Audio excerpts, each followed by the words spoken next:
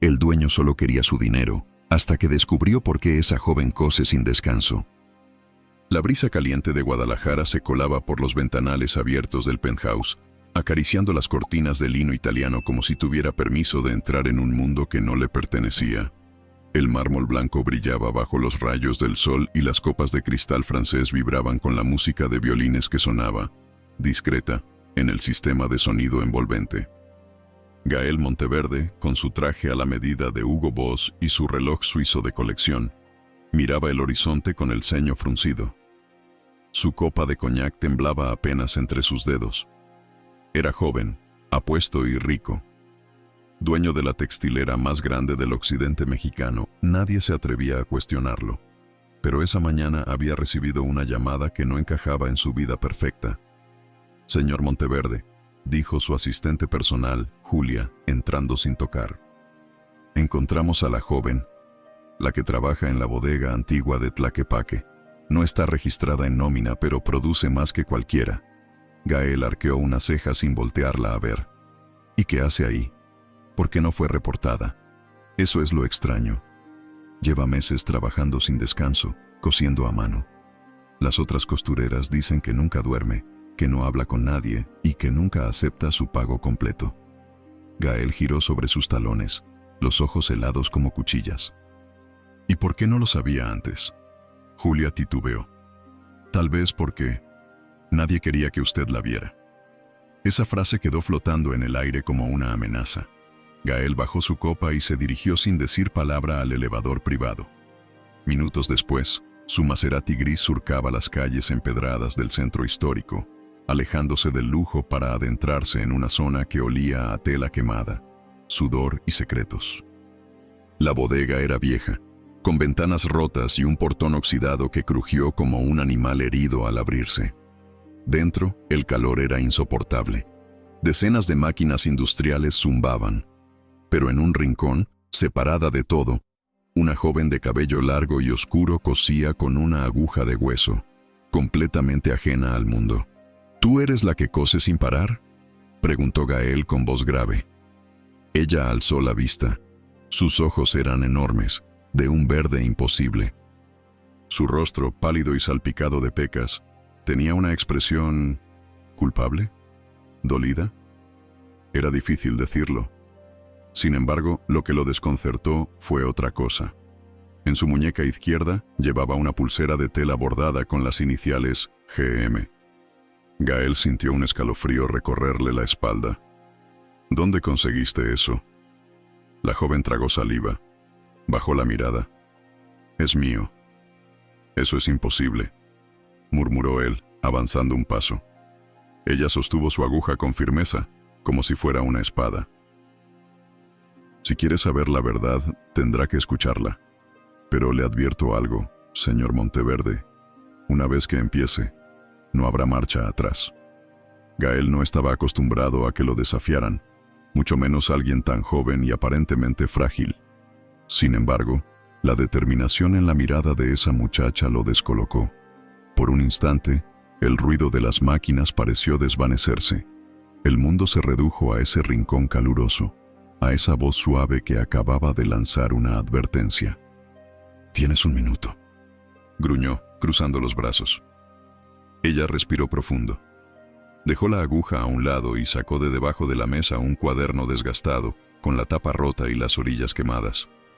Se lo entregó sin decir palabra. Gael lo abrió, con escepticismo al principio, pero su expresión cambió conforme pasaba las páginas.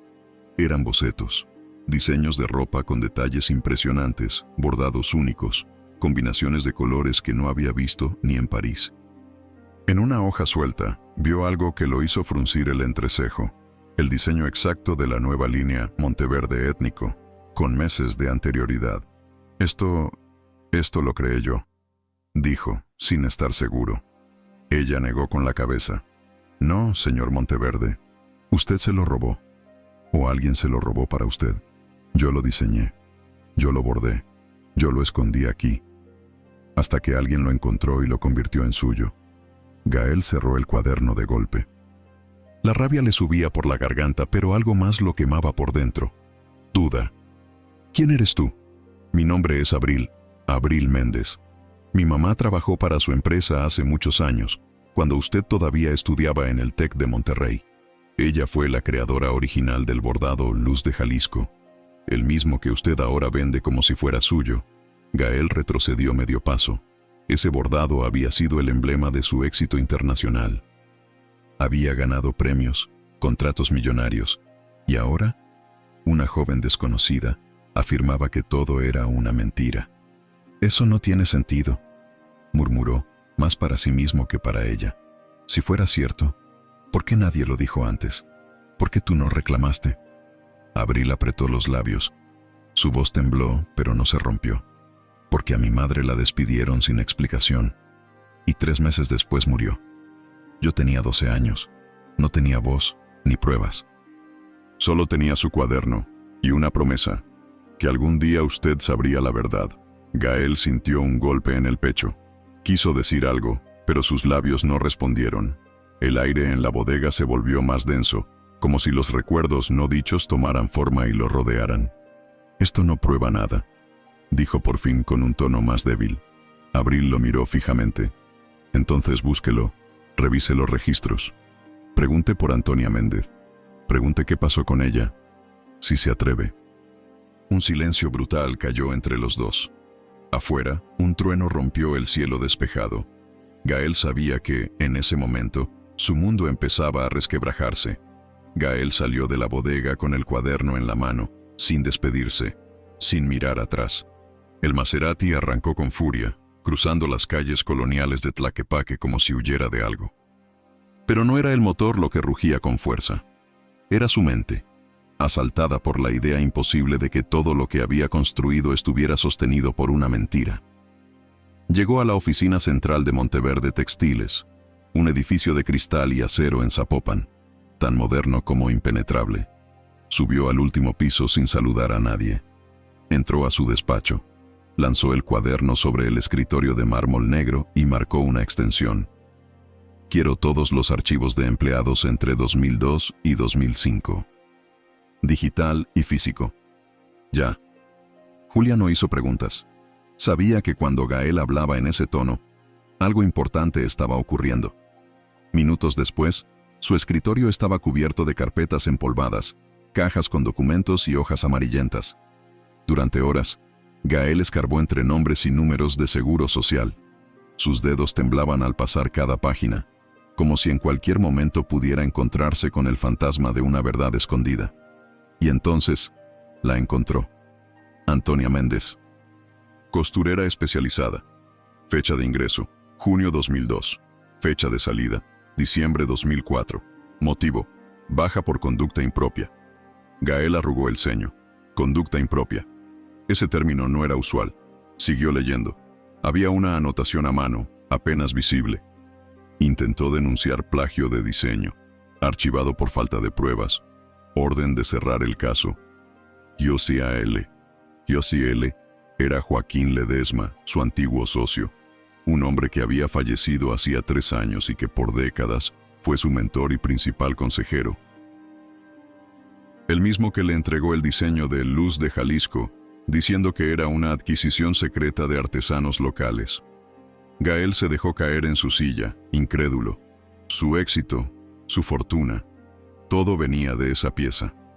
Si lo que Abril decía era cierto, su imperio estaba cimentado en una traición. «¿Qué hiciste, Joaquín?», susurró, mirando al vacío. Tocaron la puerta. Era Julia, con una expresión preocupada. «Señor, la señorita Abril está en la recepción. Dice que no puede irse hasta que usted escuche el resto». Gael tragó saliva. Por primera vez en muchos años, dudó. Dudó de sí mismo, de lo que sabía, de su historia. Asintió. «Hazla pasar». Cuando Abril entró, no parecía intimidada por el lujo. Caminó erguida, con el mismo cuaderno en brazos y los dedos manchados de hilo rojo. «No vengo a rogarle nada», dijo sin rodeos. «Solo vine a cumplir lo que le prometí a mi madre». Gael la miró. En sus ojos ya no solo había sospecha. Había algo más profundo. Miedo. No a ella, sino a lo que iba a escuchar. Abril se sentó frente al escritorio sin esperar indicaciones. Su presencia, aunque silenciosa, llenaba el espacio como una tormenta que se avecina. Gael la observó con atención. Cada movimiento suyo era preciso, casi ritual, como si cada segundo allí estuviera medido. Mi madre no era una costurera cualquiera, empezó ella. Era artista. Creó más de 40 diseños únicos durante los años que trabajó para esta empresa. Algunos se registraron a su nombre, pero la mayoría desaparecieron. Gael entrelazó los dedos sobre el escritorio. ¿Desaparecieron? Sí, misteriosamente. Justo después de que ella denunciara a Ledesma. Le dijeron que no hiciera olas, que no tenía pruebas, que nadie le creería. Cuando insistió, la sacaron de aquí como si fuera una ladrona. Gael frunció el ceño. ¿Y tú cómo sabes todo esto? Porque estaba ahí, dijo ella, y sus ojos brillaron con una mezcla de nostalgia y rabia. Me escondía debajo de la mesa donde ella trabajaba mientras bordaba por las noches. Escuché conversaciones. Vi cómo un día Joaquín llegó con un portafolio, tomó los diseños y le dijo que el arte también se roba. Mi madre lloró esa noche como nunca antes, y a la mañana siguiente la despidieron. Gael se quedó en silencio. Cada palabra era una bala, y sin embargo, algo no terminaba de cuadrar. ¿Por qué no fuiste con la prensa? ¿Con un abogado? ¿Con la policía? Abril apretó los labios.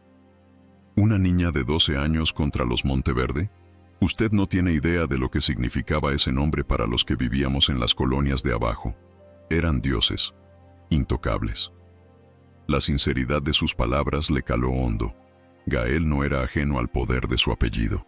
Lo había usado para abrir puertas, para cerrar tratos, y tal vez, sin saberlo, para aplastar vidas. Entonces, ¿por qué volver? ¿Por qué ahora? Abril lo miró fijamente. Porque encontré una carta. Estaba oculta en el doble fondo de su costurero. Mi madre la escribió semanas antes de morir, sabiendo que ya no podría pelear más. Ahí me pedía que, si algún día encontraba el valor, enfrentara al dueño, al verdadero responsable. Gael sintió que algo dentro de él se rompía. No una culpa común, sino una grieta profunda que alcanzaba la raíz de quién era. ¿Y qué quieres de mí, Abril? Ella lo pensó unos segundos. Luego, habló con voz firme. Nada que se pueda comprar. Solo la verdad y justicia. Para ella, para mí.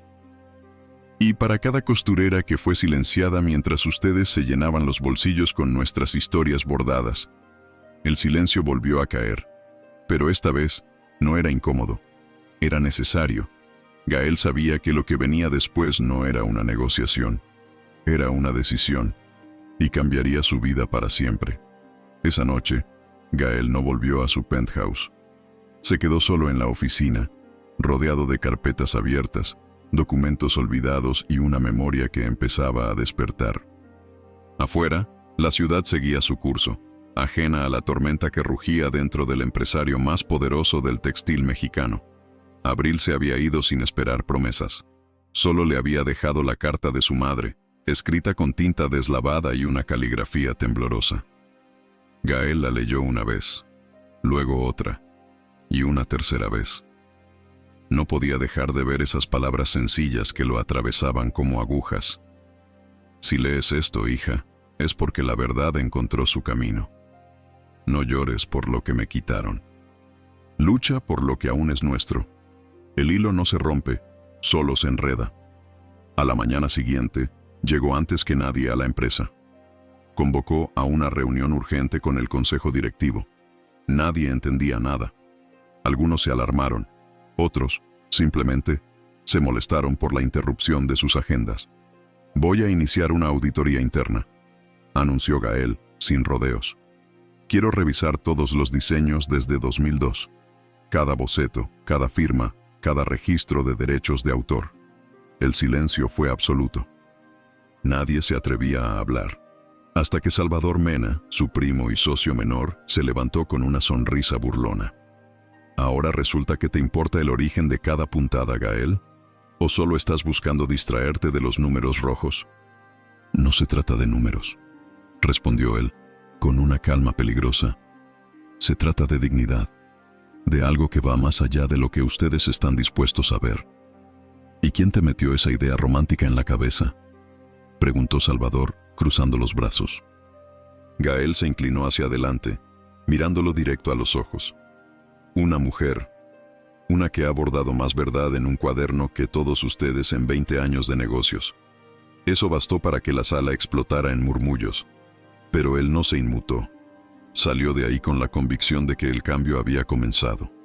Horas más tarde volvió a la bodega de Tlaquepaque, esta vez no con prepotencia sino con respeto. Abril lo vio entrar y dejó de coser. «Encontré la carta», dijo él, «y creo cada palabra». Abril no respondió. Solo lo observó, esperando el siguiente movimiento. Gael respiró hondo.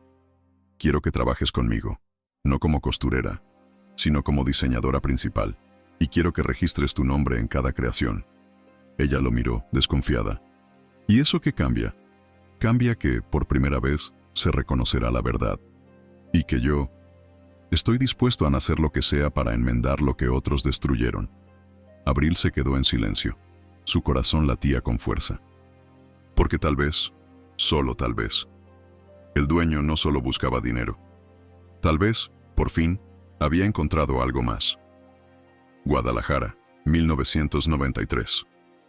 En una pequeña casa de adobe con paredes color bugambilia, Antonia Méndez se sentaba cada noche frente a su vieja máquina Singer, heredada de su abuela.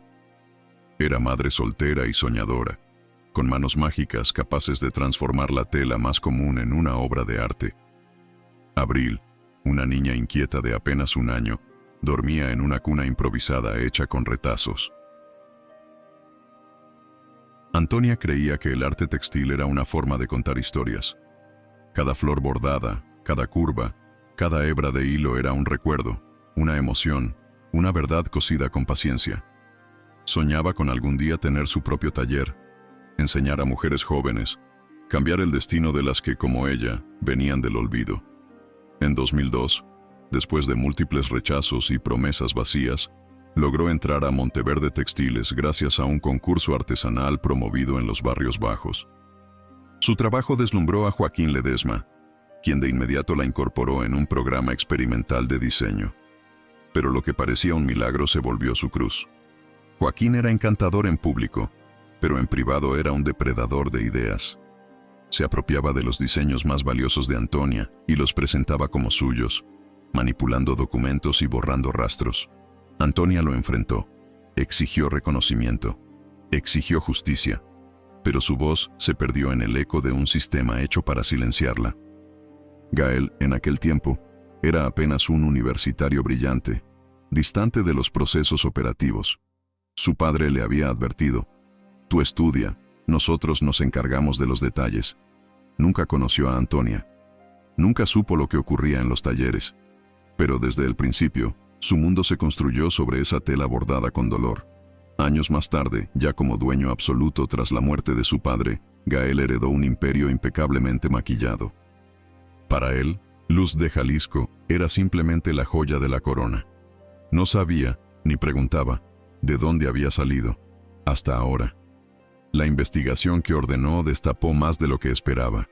Nombres de costureras despedidas sin explicación, bocetos nunca firmados, cartas escondidas. Todo apuntaba a una estructura de explotación encubierta durante décadas. Gael se encerró durante días en su oficina. Ya no vestía trajes caros. Usaba ropa sencilla. Se le notaban las ojeras, el desgaste. Julia, su asistente, notó el cambio. «¿Está bien, señor Monteverde?» Él la miró por primera vez con vulnerabilidad. «No lo sé. Solo sé que ya no puedo seguir fingiendo que no pasó nada». «Entonces haga algo distinto», dijo ella con suavidad. «Haga lo correcto, aunque le cueste todo». Esa noche, Gael redactó una carta, a mano. Era para Abril, no de negocios, no de disculpas vacías. Era una carta con la verdad y una invitación. Porque a partir de ese momento, ya no se trataba de rescatar una empresa, se trataba de rescatar su alma. La carta llegó a manos de Abril al amanecer, entregada por un joven motociclista con uniforme de Monteverde Textiles. Estaba sellada con cera roja y llevaba escrito su nombre en una caligrafía impecable. Abril dudó antes de abrirla. Sentía un nudo en la garganta, una mezcla de curiosidad y temor. Querida Abril, leí todo. Revisé cada nombre, cada archivo, cada trazo. Tu madre era más que una costurera. Era una artista. Y yo fui un ignorante, un cómplice sin saberlo. Pero ya no más. Te invito a un desayuno en mi casa mañana. No para convencerte, sino para escuchar. Gael Monteverde. Abril apretó la carta contra su pecho. No confiaba del todo, aún no, pero algo en esas palabras la empujó a decir que sí. Al día siguiente, llegó puntual a la residencia Monteverde, una mansión ubicada en Puerta de Hierro, con jardines diseñados por paisajistas franceses y esculturas minimalistas que contrastaban con el verde vibrante de los árboles de jacaranda. Julia la recibió con calidez, guiándola hasta una terraza adornada con manteles de lino y vajilla de talavera. Gael ya la esperaba. No usaba traje, solo una camisa blanca remangada y jeans oscuros. Parecía otro hombre. Gracias por venir, dijo, de pie. No vengo a perdonar, respondió ella tajante. Solo a escuchar qué sigue. Gael asintió. Le sirvió café, pan de nata, fruta fresca. No habló de negocios.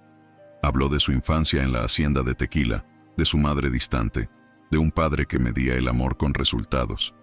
Abril lo escuchó en silencio, tratando de entender a ese hombre que parecía reconstruirse palabra por palabra. Crecí creyendo que el poder era protegerse de todo, incluso de la verdad, dijo él, mirando al horizonte. Pero tú llegaste con esa aguja rota y me atravesaste el alma. No fue por ti, dijo ella, sin suavizar su tono. Fue por mi madre. Ella merecía más. Gael asintió. Lo sé. Por eso quiero algo más que una auditoría. Quiero que el nuevo proyecto de Monteverde lleve su nombre, Antonia. Y tú estarás al frente. Abril lo miró con incredulidad. ¿Me vas a dar el control creativo? Sí, con contrato firmado y derechos reconocidos. Tú decides a quién contratas, cómo diseñas, a quién cuentas esta historia. ¿Y si digo que no? Entonces igual cerraré la línea actual, porque no pienso seguir vendiendo una mentira. Abril sintió que se le nublaban los ojos. No era perdón lo que buscaba, era dignidad. Y por primera vez, alguien poderoso parecía entenderlo. Tomó la taza de café con ambas manos. Quiero ver ese contrato. Y quiero una condición más, que cada prenda tenga una etiqueta bordada, con la frase que mi madre me dejó. Gael sonrió apenas. ¿Cuál? Abril lo miró a los ojos. El hilo no se rompe, solo se enreda. Gael supo, en ese instante, que algo irrompible acababa de nacer. En los meses siguientes, Monteverde Textiles vivió una transformación que ni los más cercanos al emporio hubieran imaginado. Los rumores comenzaron con la renuncia forzada de varios altos ejecutivos, entre ellos Salvador Mena, quien abandonó su oficina entre gritos, acusaciones y amenazas. «Estás destruyendo el legado de tu padre, Gael», vociferó antes de marcharse. «Todo por una costurera que te endulzó con sus lágrimas». Gael no respondió. No necesitaba hacerlo. Tenía claro que el legado que estaba construyendo ahora era más sólido que cualquier fachada de éxito heredado. Abril tomó el control del ala creativa.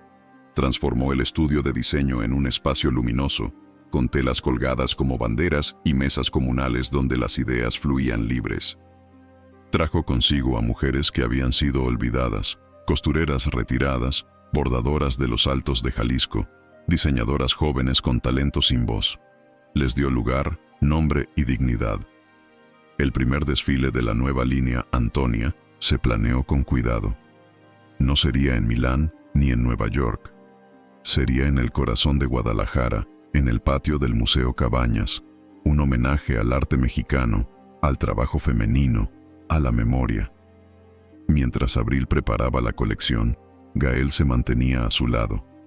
No imponía. Escuchaba, Aprendía.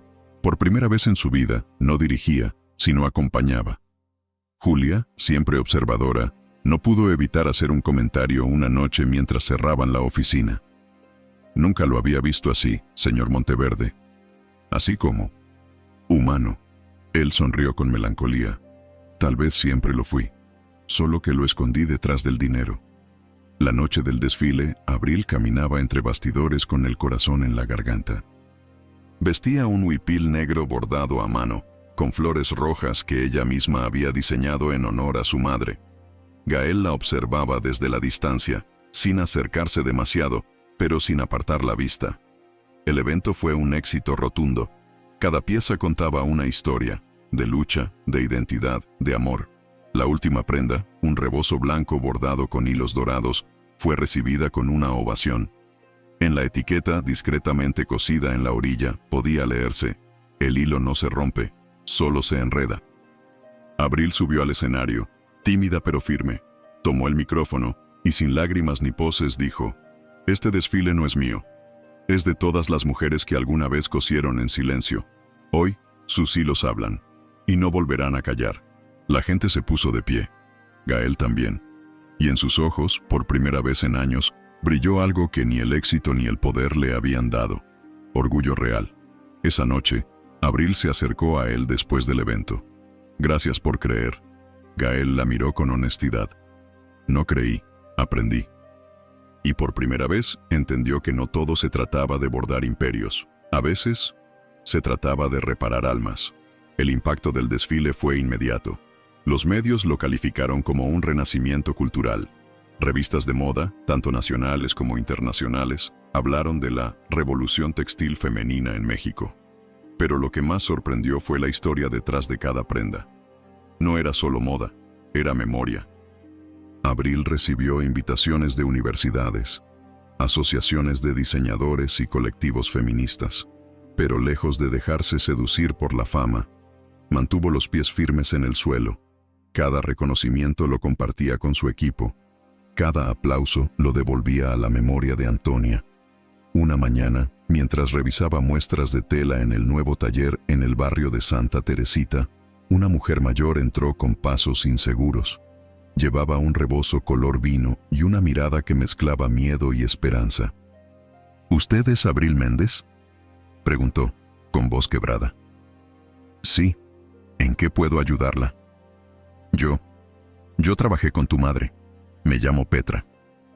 Yo fui quien la ayudó a esconder los bocetos cuando Joaquín empezó a robarlos. Pero nunca me atreví a decir nada. Hasta ahora. Abril sintió un escalofrío. Invitó a la mujer a pasar.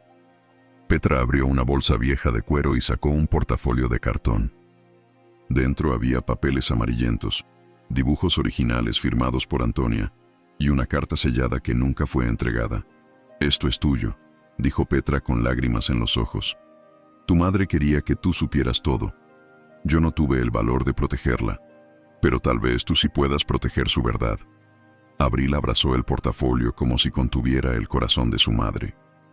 Esa noche, volvió a leer la carta de Antonia, escrita con tinta azul y bordes quemados por el tiempo. Hija mía, si esto llega a tus manos, es porque fuiste más valiente que yo. El arte que llevamos en las venas no es para hacernos ricas, es para sanar. Que nadie te convenza de que vales menos por venir de abajo. Somos raíces, y las raíces sostienen todo. Abril lloró en silencio, sentada en su cama, rodeada de hilos y telas. Al día siguiente, llevó el portafolio a Gael. Esto cambia todo, dijo ella, dejándolo sobre su escritorio. Gael hojeó los documentos con reverencia. No cambia lo que ya hiciste, pero sí cambia lo que viene. ¿Estás preparado? No, pero estoy dispuesto. Abril lo miró con una mezcla de ternura y fuerza. Entonces vamos a contar la historia completa, no desde la cima, sino desde el inicio, y así nació un nuevo proyecto. Una exposición itinerante titulada Las manos de Antonia, que recorrería México, desde Chiapas hasta Tijuana. No como un homenaje, sino como una declaración, porque ya no se trataba de moda, se trataba de justicia, y de una historia que, por fin, tenía quien la cosiera hasta el final. La inauguración de la exposición Las manos de Antonia Tuvo lugar en el Centro Cultural Universitario de la UNAM. Aquel espacio, normalmente reservado para artistas consagrados, se llenó de color, texturas y memoria. Cada sala estaba dedicada a un fragmento de vida. Los primeros diseños de Antonia, sus cartas, fotos familiares y los testimonios de otras costureras que habían permanecido en la sombra. Abril caminaba entre los visitantes, observando las reacciones. Gente llorando frente a un vestido bordado con frases de resistencia, estudiantes tomando apuntes, niñas pequeñas preguntando a sus madres qué significaba la palabra dignidad. Al fondo, Gael observaba todo desde un rincón discreto. Ya no necesitaba los reflectores. Había encontrado en el silencio una forma de redención. Durante la ceremonia de apertura, una periodista se acercó a Abril con una grabadora en mano. «Señorita Méndez, ¿cómo se siente al ver su historia reconocida en un espacio como este?» Abril pensó por un momento. «No es mi historia, es la de muchas. Yo solo soy el hilo que las unió». Después, subió al estrado para dar su discurso. Llevaba un vestido azul profundo con detalles en hilos dorados, diseño suyo, inspirado en uno de los últimos bocetos de su madre. «Mi madre murió sin justicia, pero su legado vive en cada una de ustedes», dijo, mirando al público. «Lo que antes se escondía en bodegas ahora brilla en galerías. No porque queramos fama, sino porque merecemos ser contadas». El aplauso fue inmediato, cerrado, emocionante. En primera fila, Petra lloraba abiertamente, rodeada de otras mujeres que por años cosieron sin que nadie supiera sus nombres. Cuando todo terminó, Gael se le acercó. «¿Lo lograste?» «Apenas empezamos», respondió ella. «Quiero que sepas algo, Abril». El consejo votó para cerrar la línea Monteverde étnico. Fue unánime. Decidimos no volver a lucrar con lo que no era nuestro. Ella lo miró con sorpresa. «¿Y qué harán ahora?» «Vamos a construir una nueva marca. Desde cero. Con tu visión. Con tu historia. No se llamará Monteverde». «Entonces, ¿cómo se llamará?» Gael sonrió con serenidad. «Raíz». Abril sintió un nudo en el estómago. Raíz, como su madre. Como todas las mujeres que bordaron en silencio. Como ella. «Entonces sí», dijo con voz firme. «Empecemos». Y así, mientras la noche caía sobre Ciudad Universitaria, nació algo nuevo. No una empresa, no un desfile, una verdad. Porque a veces, el hilo no solo cose telas, también repara generaciones enteras. Y lo que comenzó como una lucha por justicia, se convirtió en un legado, uno que ninguna mentira podría destejer jamás. Pasaron 6 meses desde la apertura de la exposición y el lanzamiento de Raíz. La marca creció de forma orgánica, sin campañas agresivas ni anuncios lujosos. Se volvió un movimiento. Mujeres de todo México enviaban sus diseños, historias, bordados. Raíz no vendía ropa, vendía memoria tejida con manos reales. Pero justo cuando Abril empezaba a sentir que, por fin, la paz llegaba a su vida, un sobre sin remitente apareció en su taller. Lo dejaron sobre su mesa de trabajo. El papel era opaco, la tinta casi borrada, pero el contenido era claro. Un contrato de cesión de derechos fechado en diciembre de 2004, firmado por Antonia Méndez. Abril palideció. El documento decía que su madre había vendido los derechos de Luz de Jalisco voluntariamente por una suma de 20,000 pesos. «Eso es imposible», susurró. Ella jamás habría firmado esto. Llamó de inmediato a Gael, quien llegó al taller en cuestión de minutos. Tomó el documento y lo revisó con detenimiento. «La firma es idéntica, pero hay algo raro en el formato. Estas hojas no se usaban en la empresa en 2004. Son más recientes. ¿Crees que es falso? Lo voy a averiguar. Pero si esto llega a la prensa, podría destruir todo lo que hemos construido». Abril se quedó en silencio. Por primera vez en meses, sintió miedo real. No por ella, sino por la historia de su madre. ¿Y si alguien más estaba tratando de silenciarla otra vez? Gael hizo una llamada a su antiguo contador. uno de los pocos empleados que quedaban de la era de Joaquín Ledesma. Se reunieron esa misma tarde en una cafetería discreta del centro. El hombre, ya mayor, llegó nervioso, con un portafolio raído. Joaquín guardaba copias de todo, dijo el contador, pero también falsificaba cuando le convenía. Esa firma la vi practicarla muchas veces. Gael frunció el ceño. ¿Y por qué no hablaste antes? Porque él me tenía amenazado, y tú estabas del otro lado. Ya no, dijo Gael con firmeza. Ahora estoy del lado correcto. Mientras tanto, Abril decidió ir a ver a Petra. La mujer la recibió en su pequeña casa con olor a café de olla. Sí, mija, yo vi ese documento una vez, admitió Petra. Joaquín lo mandó a imprimir después de que tu mamá se negó a firmar. Me pidió que lo firmara yo, imitando su letra. Pero no lo hice. Aunque alguien más sí. ¿Alguien más? Petra asintió, con tristeza.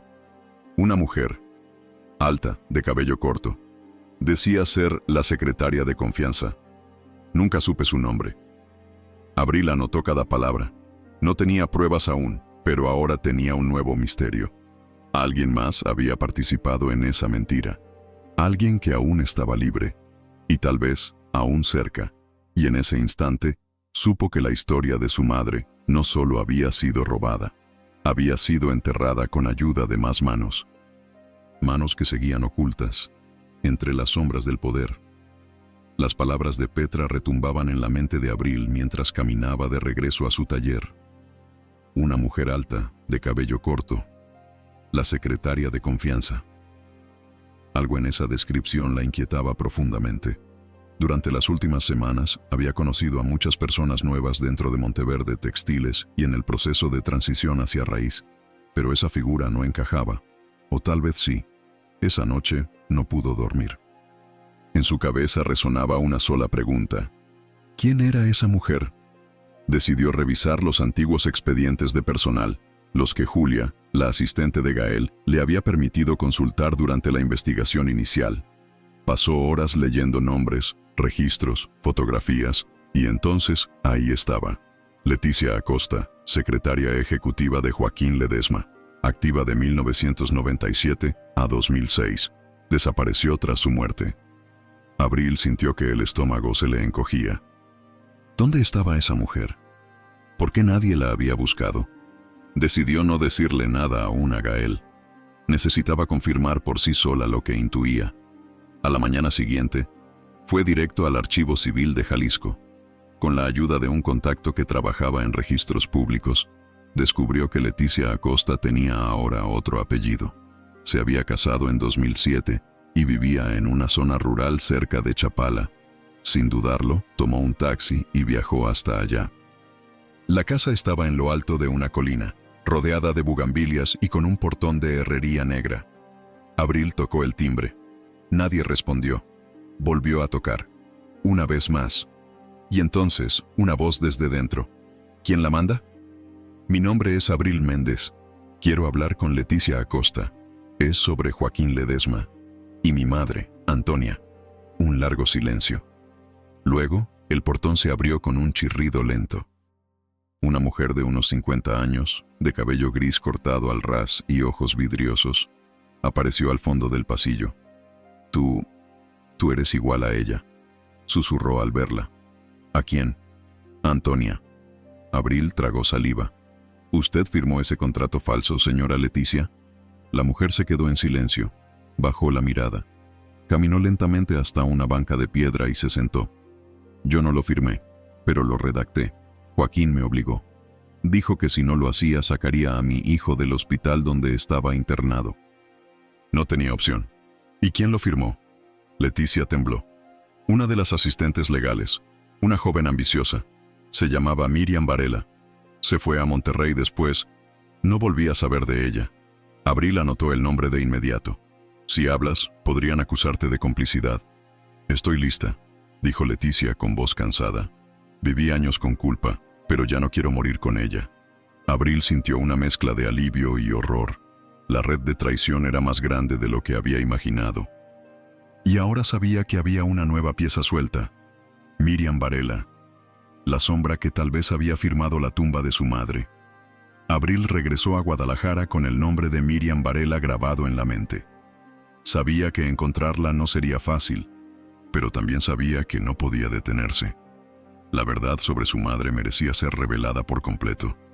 Decidió comenzar por los registros públicos.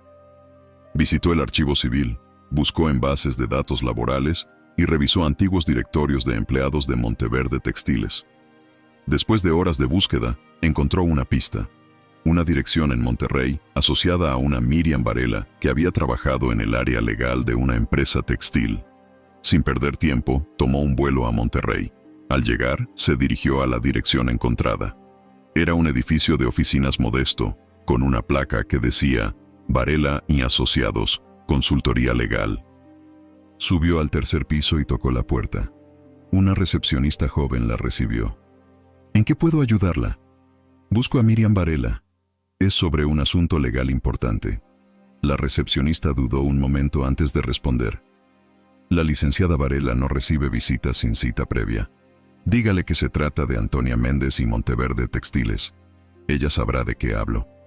La joven asintió y desapareció por un pasillo. Minutos después, regresó. Puede pasar. Abril entró a una oficina sobria, con estanterías llenas de libros y una gran ventana que dejaba entrar la luz del mediodía. Detrás de un escritorio, una mujer de cabello corto y canoso la observaba con una mezcla de sorpresa y resignación. «Así que tú eres la hija de Antonia», dijo Miriam, sin levantarse. «Sí, y sé lo que hizo. Sé que falsificó la firma de mi madre en ese contrato». Miriam suspiró y se recostó en su silla. «No tienes idea de lo que implicó todo eso. Joaquín era un hombre poderoso. Me presionó, me amenazó. No tenía opción». «Siempre hay una opción», respondió Abril con firmeza. «Y usted eligió traicionar a una mujer que solo quería justicia. ¿Y qué quieres ahora? ¿Venganza? Quiero la verdad. Quiero que admita lo que hizo, que firme una declaración jurada, que ayude a limpiar el nombre de mi madre». Miriam la miró en silencio durante un largo momento. Finalmente asintió. «Está bien, haré lo que me pides. Pero no por ti, sino porque ya no puedo vivir con esta culpa». Abril sintió una mezcla de alivio y tristeza.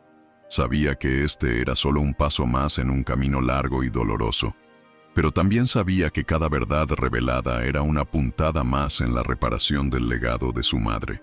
Al salir de la oficina, el sol brillaba intensamente. Abril cerró los ojos por un momento, respiró hondo y se preparó para lo que vendría, porque la verdad, aunque dolorosa, siempre encuentra su camino. Fontes. La declaración jurada de Miriam Varela fue redactada en silencio. Página por página, Abril la observaba firmar, cada trazo tembloroso cargado de años de arrepentimiento. Cuando terminaron, la exabogada levantó la mirada. «Ten cuidado, Abril. Hay más personas que sabían de esto. Personas que aún tienen poder». «Ya no me importa», respondió ella. «No me voy a detener».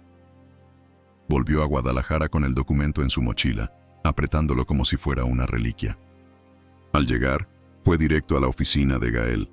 Él la esperaba en la sala de juntas, con Julia y 2 abogados del nuevo equipo legal de Raíz. «Lo conseguí», dijo, y colocó el folder sobre la mesa. Julia lo abrió y leyó en voz baja. Sus ojos se abrieron apenas, sorprendidos. «Esto es suficiente para reabrir el caso de Antonia Méndez y limpiar oficialmente su nombre». Gael tomó el documento, lo sostuvo un momento entre los dedos y luego lo miró con seriedad. «Vamos a hacerlo público. No solo internamente. Lo presentaremos ante la prensa, con una disculpa formal». Abril dudó un momento. «¿Estás seguro?» «Sí. La verdad no debe quedarse entre paredes. Es momento de romper el silencio, aunque eso cueste». La conferencia de prensa fue organizada con rapidez. Se eligió el auditorio del Museo de Arte Popular, en el corazón de la ciudad. Abril no quería flashes ni titulares escandalosos, pero entendía que era necesario que el país entero supiera lo que habían callado por años. Frente a periodistas, cámaras y decenas de empleados, Gael tomó el micrófono. Hoy no vengo como empresario, ni como dueño de una marca. Vengo como un hombre que heredó un imperio construido sobre injusticias que nunca debieron suceder. Antonia Méndez fue despojada de su creación, silenciada y olvidada. Hoy, en nombre de esta empresa y de mi familia, pedimos perdón. Luego, le cedió el lugar a Abril. Ella subió al estrado con el documento en la mano. Su voz temblaba, pero su mirada estaba firme. Esta firma, dijo alzando el papel, representa años de dolor, pero también de lucha. No solo por mi madre, sino por todas las mujeres que fueron silenciadas. Hoy les decimos, las vemos, las creemos, y no las olvidamos. El silencio en la sala era absoluto. Algunos lloraban, otros simplemente bajaban la mirada. Los flashes no paraban. Pero Abril no estaba ahí por fama. Estaba ahí por justicia. Esa noche, al regresar al taller, encendió una vela frente al retrato de su madre. «Lo logramos, mamá», susurró. «Te devolvimos tu nombre». Y mientras la llama danzaba suavemente, supo que algo en el universo se había reparado. Porque, como ella siempre creyó, el hilo no se rompe, solo se enreda. Y ahora, por fin, comenzaba a desenredarse. El impacto de la conferencia fue inmediato. En redes sociales, miles de personas compartieron el video de Abril hablando desde el estrado, mientras la etiqueta «Justicia para Antonia» se volvía tendencia nacional. Mujeres de todo el país comenzaron a contar sus propias historias de explotación, plagio y olvido. Raíz dejó de ser solo una marca, se convirtió en un símbolo. En los días siguientes, universidades y colectivos feministas invitaron a Abril a dar conferencias. La historia de su madre era ahora parte del temario en clases de diseño, historia y derechos laborales. El Instituto Nacional de Bellas Artes anunció una beca con el nombre de Antonia Méndez, destinada a jóvenes artesanas indígenas. Gael observaba todo con una mezcla de orgullo y humildad. Su imperio había cambiado de forma para siempre. El lujo y la exclusividad dieron paso a la autenticidad, a la voz del pueblo, y por primera vez se sentía en paz. Pero no todo era celebración. Un correo anónimo llegó a su bandeja personal una madrugada. En el asunto, hay más de lo que crees. Dentro, un archivo PDF con actas de sesiones del antiguo consejo directivo. En una de ellas, fechada en 2003, se hablaba de la existencia de una segunda línea de diseños robados que nunca se habían usado, pero que estaban guardados en una bóveda privada. Gael llamó de inmediato a Julia. «Necesito saber si existe esa bóveda». Estaba bajo custodia de Joaquín Ledesma. Nadie más tenía acceso. La única bóveda que Joaquín controlaba estaba en la vieja sede de Tlaquepaque. La sellaron después de su muerte, pero creo que nunca la vaciaron. Gael y Abril se dirigieron esa misma tarde a la antigua sede. El lugar seguía abandonado, con olor a humedad y paredes descascaradas. En el sótano, tras una puerta de acero oxidado, encontraron la bóveda. El código aún estaba activo. Julia, quien los había acompañado, recordó una combinación que Joaquín usaba con frecuencia: la fecha de fundación de la empresa. El clic metálico fue seco. La puerta se abrió con un chirrido que parecía venir de otro tiempo. Dentro, había cajas metálicas, rollos de tela cubiertos por sábanas viejas, y en el centro, un baúl de madera labrada. Abril lo abrió con manos temblorosas. Allí estaban docenas de diseños originales firmados por su madre, algunos con fechas anteriores al famoso Luz de Jalisco, todos archivados, ocultos, como si nunca hubieran existido. Esto cambia todo», susurró Gael. «Estos diseños no solo valen millones, son la historia misma del arte textil mexicano». Abril, con los ojos llenos de lágrimas, sostuvo uno de los bocetos contra su pecho. «No es por el dinero, es por ella, por cada puntada que el mundo no quiso ver». Y mientras salían de aquel lugar, Abril supo que su lucha aún no terminaba, porque ahora tenía en sus manos el legado completo y no pensaba soltarlo. Los diseños encontrados en la bóveda eran más que arte, eran testamentos. Cada trazo hablaba de un tiempo, de una emoción, de una mujer que se adelantó a su época. Abril pasó días clasificándolos uno por uno. con guantes de algodón y lágrimas en los ojos. Algunos estaban incompletos, otros terminados con una precisión que quitaba el aliento. «Esto no puede quedarse aquí», dijo ella a Gael. «Quiero que el mundo los vea. Entonces hagamos una exposición. No en un museo, en los lugares donde comenzó todo». Así nació el proyecto Raíz Itinerante. Un tráiler acondicionado como galería móvil, que recorrería comunidades, pueblos, universidades y colonias marginadas. No se trataba solo de mostrar el trabajo de Antonia, sino de recoger nuevas voces. Cada parada sería una oportunidad para que mujeres bordadoras compartieran sus historias, sus diseños, sus luchas. El primer destino fue Tequila, Jalisco, el pueblo donde Antonia había nacido. La plaza central se transformó en un espacio vibrante, lleno de mantas bordadas, mesas de trabajo y una pantalla que proyectaba testimonios. Mujeres de todas las edades se acercaban con timidez, pero al ver los diseños, rompían en llanto. «Yo bordaba igual», decía una señora de cabello blanco, «pero siempre me dijeron que eso no valía nada». «Valía todo», respondía Abril, entregándole una libreta para que dejara su historia. El proyecto fue un éxito arrollador. Los medios comenzaron a cubrirlo, pero esta vez desde un enfoque distinto. No era moda, era memoria viva.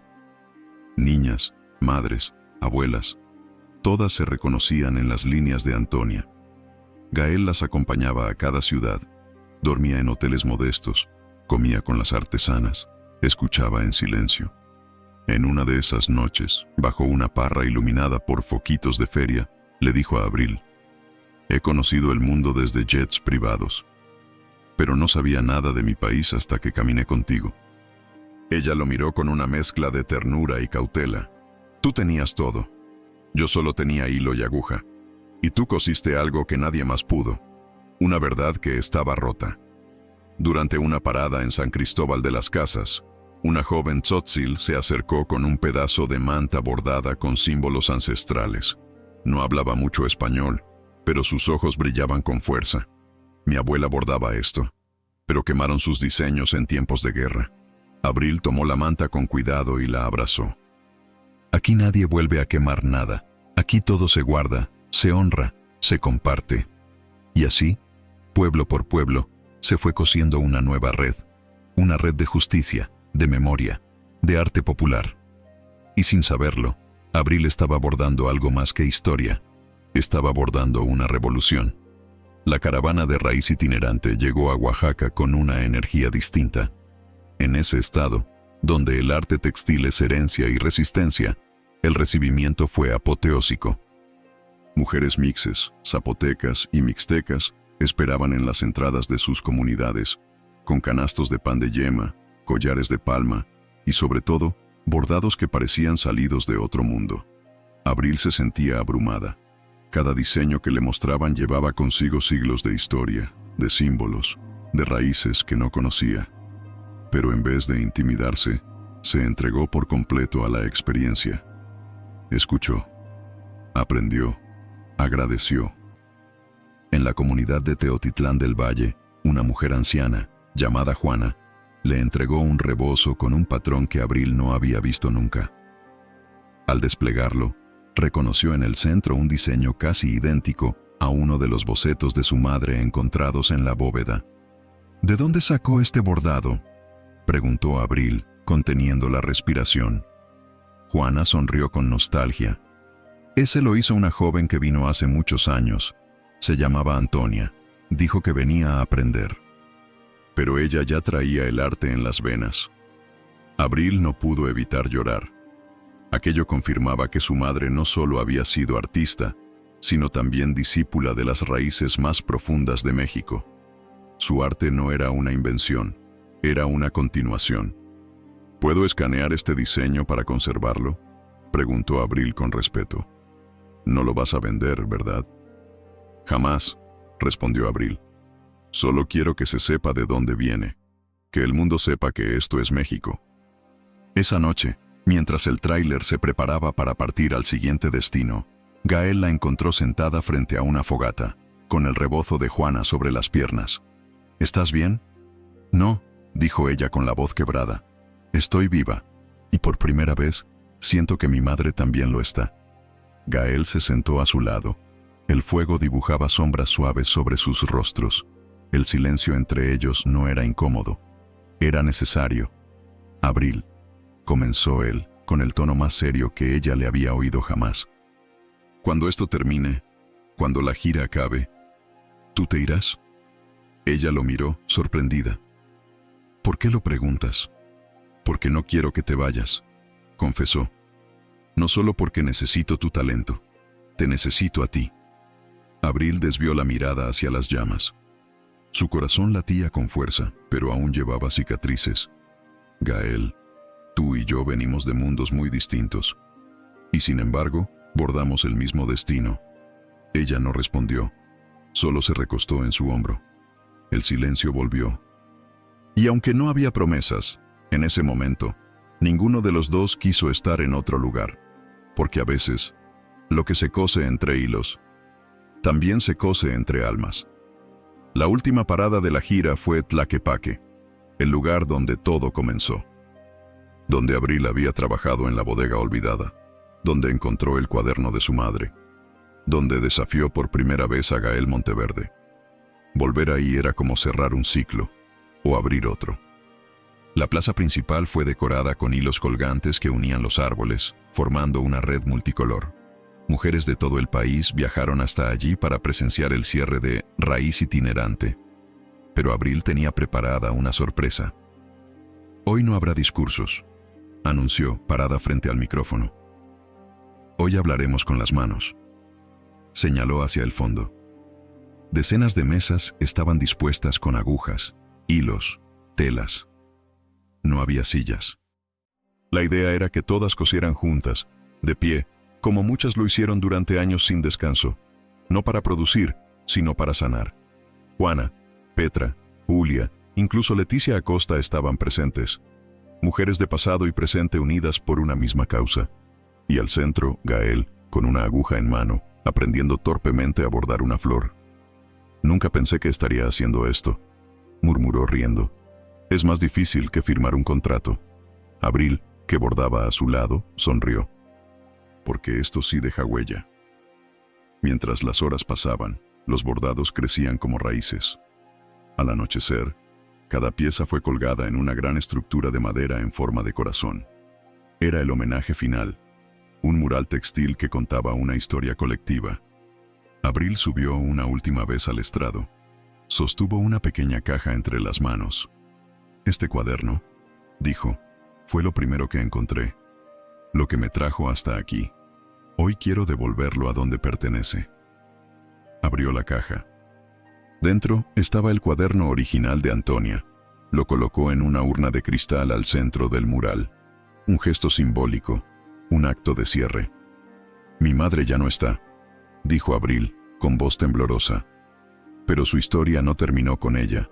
Gracias a todas ustedes, sigue viva. Y ahora, es de todas. El público estalló en aplausos. No por la tristeza, sino por la redención. Esa noche, mientras desmontaban la estructura, Gael se acercó a Abril. Le entregó una pequeña tela, torpemente bordada con hilos azules. No es perfecta, pero lo hice yo. Ella la desplegó. En el centro, con letras torcidas, se leía: Gracias por coserme el alma. Abril no dijo nada. Lo abrazó, fuerte, largo, como quien por fin encuentra su lugar. Y aunque aún quedaban verdades por descubrir, dolores por sanar y caminos por recorrer, esa noche supieron que, al menos por un instante, la vida les había dado una puntada perfecta, una que ni el tiempo podría destejer. Los meses siguientes al cierre de Raíz Itinerante se vivieron con intensidad. Abril se convirtió sin querer en un ícono de resistencia cultural, pero lejos de instalarse en la comodidad de los homenajes, prefirió volver al taller, entre agujas, telas y la compañía de mujeres que sabían más de vida que de teoría. El mural textil creado en Tlaquepaque fue trasladado al Palacio de Bellas Artes. Se convirtió en una exposición permanente. Cada prenda colgada, cada hilo enredado, contaba una historia que antes no tenía voz. Escuelas, universidades y familias enteras acudían a verlo. como si fueran a rendir tributo a sus propias abuelas. Gael, por su parte, continuó con la reconstrucción de Monteverde Textiles desde dentro. Disolvió contratos con grandes cadenas internacionales que insistían en producir en masa y firmó convenios con cooperativas artesanales, garantizando pagos justos y visibilidad a las creadoras. Esto ya no se trata de vender más, decía a sus inversionistas. Se trata de hacer lo correcto, y si eso no es rentable, entonces no es negocio. Hubo resistencia. Algunos accionistas vendieron sus participaciones, pero Gael se mantuvo firme, impulsado por algo más profundo que una meta de ventas: la redención. Una tarde, mientras Abril bordaba en el taller, recibió una visita inesperada. Era una joven de unos 18 años, de rostro serio y mirada clara. ¿Tú eres Abril Méndez? Sí. ¿Tú quién eres? Soy Regina, hija de Miriam Varela. Abril la miró con sorpresa. ¿Qué haces aquí? Mi madre murió hace 2 semanas. Cáncer. Me dejó una carta para ti. La joven le entregó un sobre con el nombre de Abril escrito a mano.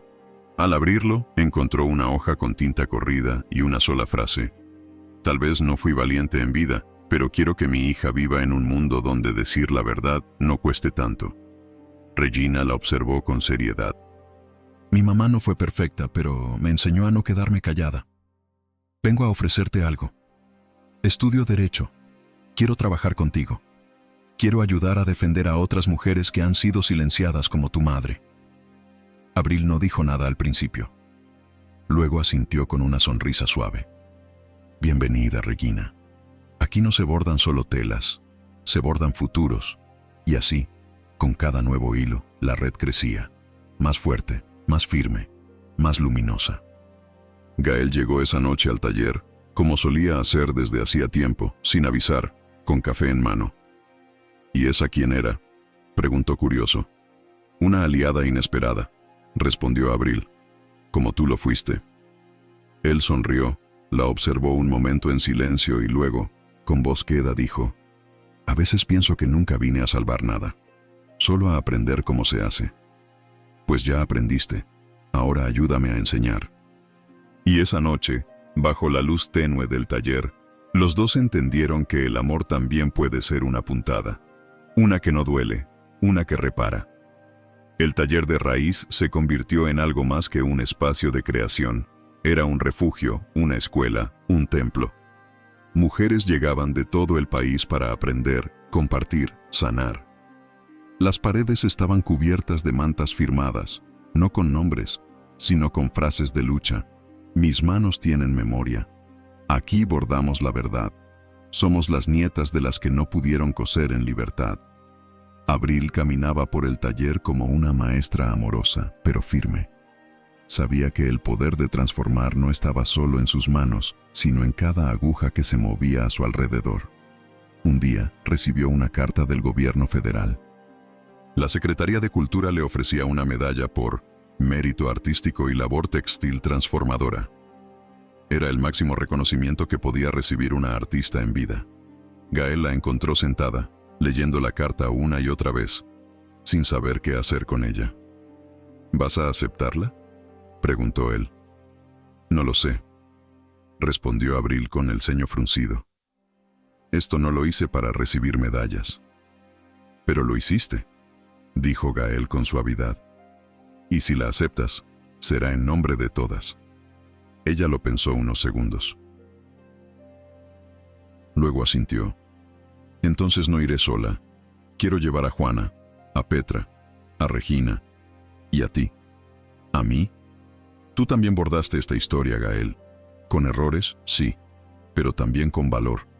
La ceremonia se realizó en Palacio Nacional. En el estrado, Abril no llevaba vestido de gala. Usaba un conjunto bordado a mano por un grupo de niñas otomíes. Cuando subió al escenario, tomó el micrófono y miró al público. Este reconocimiento es para quienes fueron silenciadas, para quienes murieron sin justicia, para quienes bordaron su historia sin firma. A ellas les pertenece esta medalla. El aplauso fue ensordecedor. Juana lloraba. Petra sostenía su rebozo como si abrazara a todas las que ya no estaban. Esa noche, de regreso en Guadalajara, Abril y Gael caminaron por el centro histórico, tomados de la mano. No necesitaban hablar. Lo dicho ya estaba bordado en el aire. En una banca frente al Teatro Degollado, Gael sacó un pequeño estuche de su bolsillo. ¿Qué es eso? Lo abrió. Dentro había una aguja de plata. En el mango, grabado con láser, se leía: «El hilo no se rompe». ¿Es una declaración?, preguntó Abril sonriendo. «Es una promesa», respondió él. «Quiero coser contigo el resto de mi vida». Abril lo miró largo, profundo. No dijo sí, no dijo no. Solo tomó la aguja, la sostuvo entre sus dedos y la guardó en el corazón. Porque algunas respuestas no se dicen, se bordan. El tiempo pasó con la calma de las cosas bien hechas. Raíz siguió creciendo, pero no de forma desmedida. Abril se negó a convertirlo en una marca comercial al estilo de las grandes casas de moda. Lo suyo era otro camino, comunitario, lento, profundo, bordado a mano y con sentido. Cada año, el aniversario de la primera exposición de Las manos de Antonia se celebraba en una ciudad distinta. Ese año le tocaba a Mérida. Abril organizó una muestra especial, Hilos que no callan, una colección de nuevas bordadoras que compartían su primer diseño con el mundo. La noche anterior a la inauguración, mientras preparaban todo, Gael recibió una llamada urgente. Era Julia. «Señor Monteverde, encontraron documentos antiguos en un almacén abandonado de Monteverde Textiles.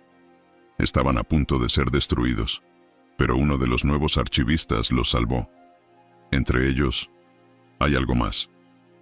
¿Más qué? Una carta de Joaquín Ledesma. Para usted, fechada días antes de su muerte». Gael sintió un escalofrío. «Envíamela, de inmediato». Horas después, la tenía en sus manos. El sobre estaba amarillento, pero el sello intacto. Al abrirlo, encontró una hoja de papel grueso, con la letra torpe de quien sabe que está por irse. «Gael, nunca te dije toda la verdad. Antonia no fue la única. Hubo más, muchas más. El negocio era demasiado grande, y yo demasiado cobarde para frenarlo. Te dejo una lista. Haz lo correcto, aunque sea tarde». JL. Adjunto a la carta, venía una lista mecanografiada de 28 nombres, mujeres de distintas regiones, fechas, técnicas, todas registradas con algún diseño que fue robado, alterado o desaparecido. Gael no pudo dormir esa noche. Caminó por la terraza del hotel, bajo el cielo estrellado de Mérida, sintiendo que la historia aún no había terminado. A la mañana siguiente, le entregó la carta a Abril. Ella la leyó en silencio, con el rostro sereno pero los ojos encendidos. «¿Vas a hacer algo con esto?» «No voy a hacer algo», respondió ella. «Vamos a hacerlo». Esa tarde, durante la inauguración de la muestra, Abril tomó el micrófono. «Hoy no vengo a hablar del pasado, vengo a hablar de lo que haremos con él». Encontramos una lista. 28 nombres, 28 mujeres que fueron borradas. A partir de hoy, sus nombres serán bordados, uno por uno, hasta que estén todos en nuestra memoria. Y así comenzó el nuevo proyecto, El telar de la verdad. Un esfuerzo monumental para recuperar, bordar y exponer cada historia. Porque el legado de Antonia ya no era solo suyo, era de todas, y no había aguja que pudiera detenerlo. El telar de la verdad creció con rapidez. Cada nombre en la lista de Joaquín Ledesma fue rastreado por Abril, Regina y un equipo de jóvenes voluntarias que llegaban desde distintas universidades. No todas las mujeres estaban vivas. Algunas habían fallecido hace años, otras estaban desaparecidas. Pero en cada caso quedaba una hija, una nieta, una amiga, alguien que recordaba sus manos. Las historias eran desgarradoras, como la de doña Eloísa, una mujer de Sinaloa que diseñó patrones florales inspirados en las danzas yaquis y terminó en el anonimato. O la de Maribel, una joven michoacana que fue despedida tras acusar a un directivo de plagio y que hoy vivía vendiendo servilletas bordadas en mercados ambulantes. Cada relato era bordado en una tela distinta, con la técnica original de su autora. Cada pieza llevaba un retrato, una carta o una frase célebre, y poco a poco, El telar de la verdad se convirtió en una obra colectiva que nadie pudo ignorar. La exposición final estaba programada para diciembre, en el Zócalo de la Ciudad de México. Sería instalada al aire libre, como una manta gigante que cubriría el suelo, con espacio para que los visitantes caminaran entre los bordados, leyendo, tocando, sintiendo.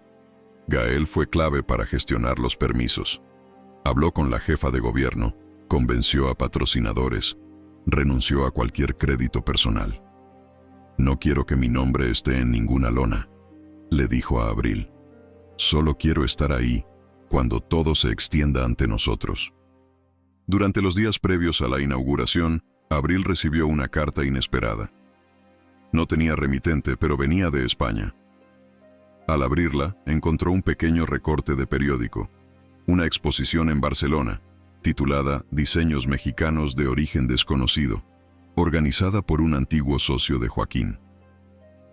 «Él vendió los diseños robados fuera del país», dijo Abril, furiosa.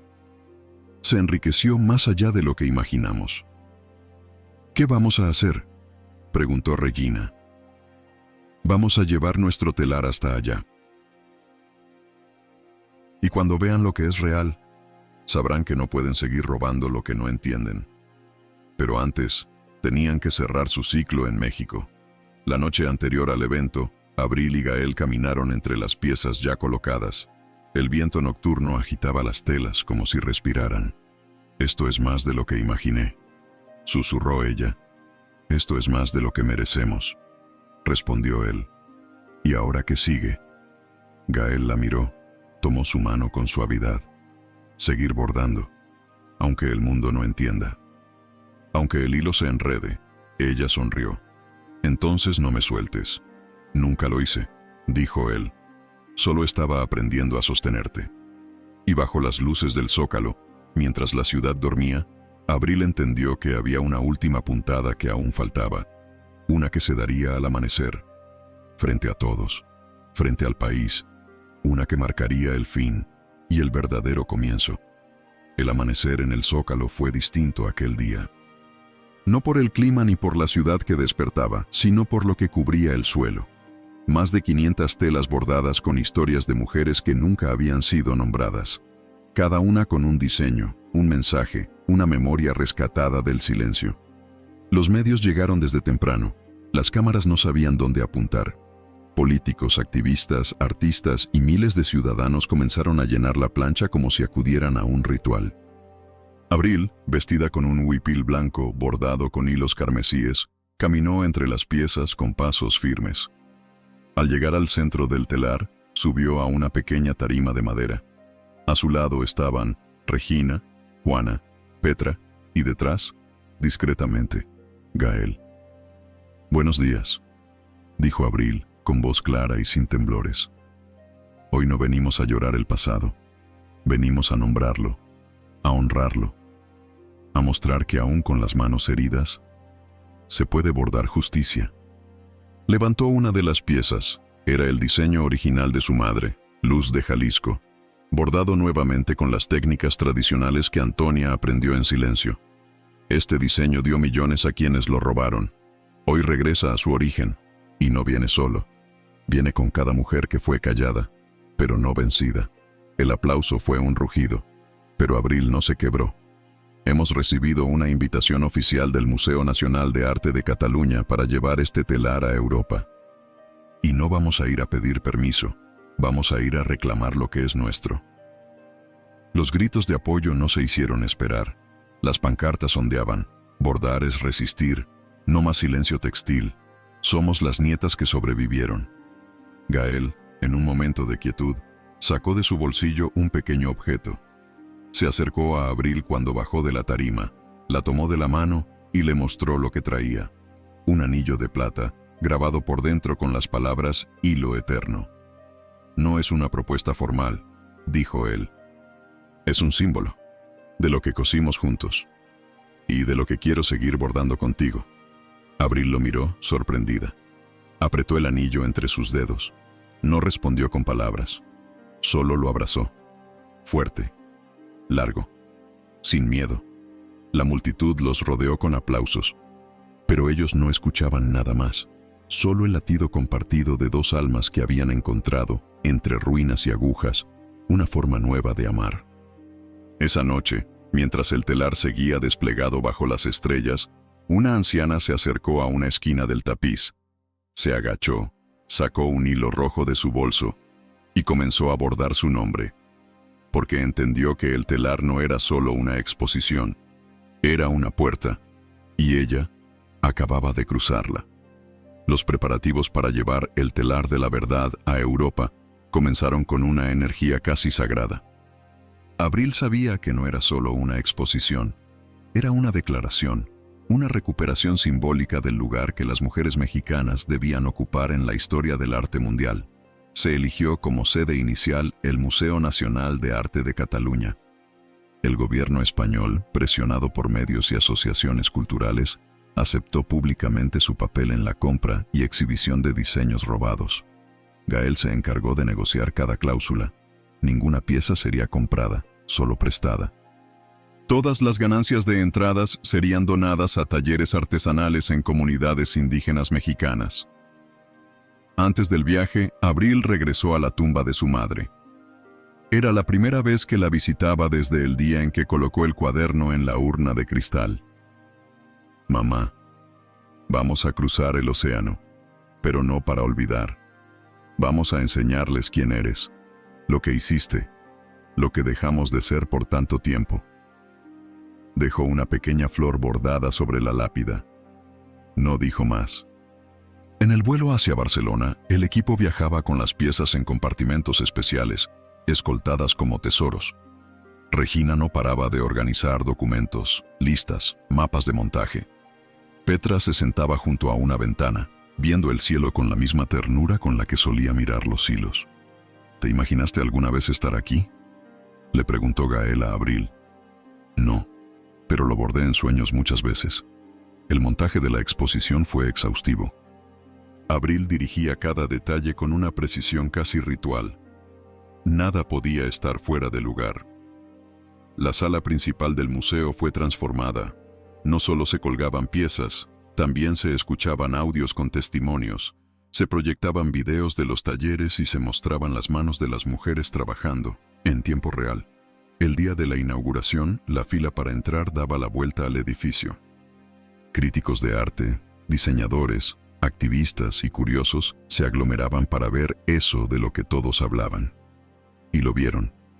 Vieron verdad bordada, dolor hecho belleza, memoria en forma de flor. Abril subió al escenario principal para dar las palabras de apertura. Estaba visiblemente conmovida, pero se mantuvo firme. Lo que hoy ven aquí no es folclore, es resistencia, no es color, es cicatriz. Cada puntada fue dada por alguien que decidió no callar. Y si ustedes escuchan con el corazón, sabrán que México también se borda. El público se levantó en aplausos. Algunos lloraban. Otros simplemente se quedaron en silencio, abrumados por la magnitud de lo que veían. Esa noche, al cerrar el museo, Abril se quedó sola frente al primer bordado de su madre. Gael se acercó lentamente, sin interrumpir el momento. ¿Estás lista para volver a casa?, preguntó él. Sí, pero esta vez no regresamos como nos fuimos. Y mientras salían del museo, Abril sintió que, por fin, el hilo había cerrado el círculo. Uno que, ahora sí, nunca se rompería. De regreso en México, algo había cambiado. Abril lo sintió al pisar el taller, al mirar los rostros de las costureras, al escuchar el silencio reverente que llenaba el espacio como si todas entendieran que algo se había completado. El telar de la verdad no solo había cruzado océanos, había abierto puertas en embajadas, universidades extranjeras, festivales de arte. Recibieron invitaciones de Berlín, Tokio, Buenos Aires, pero Abril decidió que era tiempo de pausar. No quiero que esto se vuelva espectáculo, dijo en una reunión con el equipo. Lo que hicimos fue sanar, no entretener. Así nació la última etapa del proyecto. Escuelas del Hilo. Una red de talleres comunitarios liderados por mujeres sobrevivientes de abuso, exclusión o pobreza extrema, donde el bordado no solo era arte, sino terapia, identidad y resistencia. Regina tomó la coordinación legal, Julia se encargó de la gestión administrativa y Petra, aunque ya mayor, dirigía la formación de nuevas maestras bordadoras. Un día, durante una visita a uno de los nuevos talleres en Veracruz, una niña de 8 años se acercó tímidamente a Abril. «¿Tú eres la hija de Antonia?» «Sí», respondió ella, agachándose. «¿Por qué?» La niña le mostró un pañuelo bordado con un mensaje diminuto. «Mi abuela también bordaba en secreto». Abril lo acarició con los dedos. «Entonces tu abuela también es parte de esta historia». La niña sonrió. Y en ese gesto, Abril comprendió que ya no eran solo recuerdos, eran semillas. Y estaban germinando. Esa noche, de regreso a casa, encontró a Gael preparando la cena. Nada sofisticado. Chiles rellenos, arroz, tortillas hechas a mano. Desde hacía meses, vivían juntos en una casa sencilla, con patio lleno de plantas y una hamaca tejida por manos oaxaqueñas. Durante la cena, él le tomó la mano. ¿Sabes que hoy se cumplen 3 años desde que te vi por primera vez en la bodega?